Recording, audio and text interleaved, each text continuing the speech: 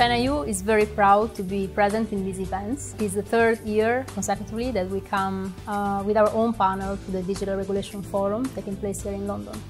We're very proud because, of course, in a discussion about digital regulation, about global digital and telecommunication sectors, if you do not put China in the picture, well, you do not have a full, comprehensive picture of the whole thing. 731 millions. This is the number of total internet users in the country today, which is slightly more than half of the population of the country.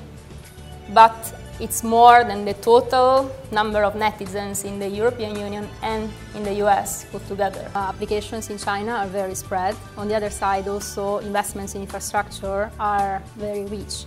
So China is the biggest country for 4G networks and is also investing a lot of money for 5G development. And 5G will be ready for deployment, commercialization already in 2020. Indeed, 95% of the netizens in China are mobile. One factor behind this phenomenon is that there has been a huge development of these OTTs, very alluring services, so from social media to e-commerce, e-payment solutions, mobile gaming, and so on. Has China found the right recipe between competition and regulation, which is what we are discussing here in this today's forum. So this was exactly the point for us in ChinaEU to be here, and we invited some very expert panelists to discuss these issues.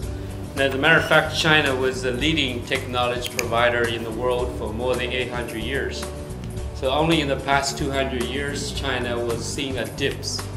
That is due to a lot of invasion from the Western country, and the Chinese government from Qing dynasty started to close the door since 1820. And in China, now government just announced the government will invest $250 billion into the startups and entrepreneurs. So this is again a huge number. And $25 billion has been raised last year to support entrepreneurship. But once Chinese firms start to go global, and you will see a wave of them coming up. I think the mobile key is a great innovation. I must say that this is the biggest innovation in China last year, in my opinion. What mobile did is to revolutionize the industry by letting the bike to be everywhere and anywhere. So now bike is not in one particular location, but any place you could ever imagine. I think the big thing is you solve the customer pain points. So now customers really enjoy this benefit of having the bike anytime they wish to have.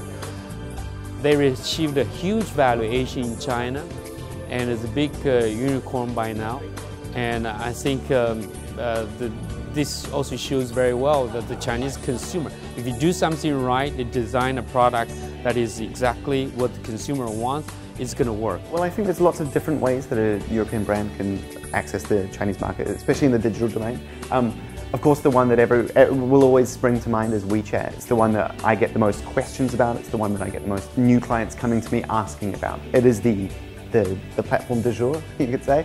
It's the one that not only helps you reach a new audience, to reach different customers, different consumers, but actually build in a whole ecosystem.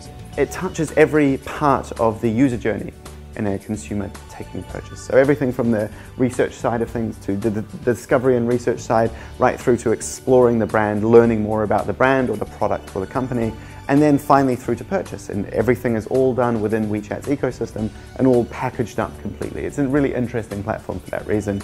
As far as them launching in Europe, I think they would struggle to a large degree because of WhatsApp's success and because of Facebook's success if they were just offering their core business, their core messaging app. However, if they are looking to offer all of the other services they do, they own the Uber of China, they have all of these abilities to book hospital appointments and everything.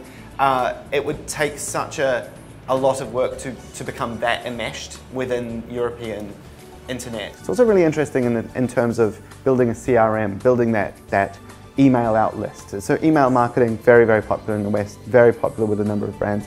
Didn't really take off in China. China kind of leapfrogged over email marketing.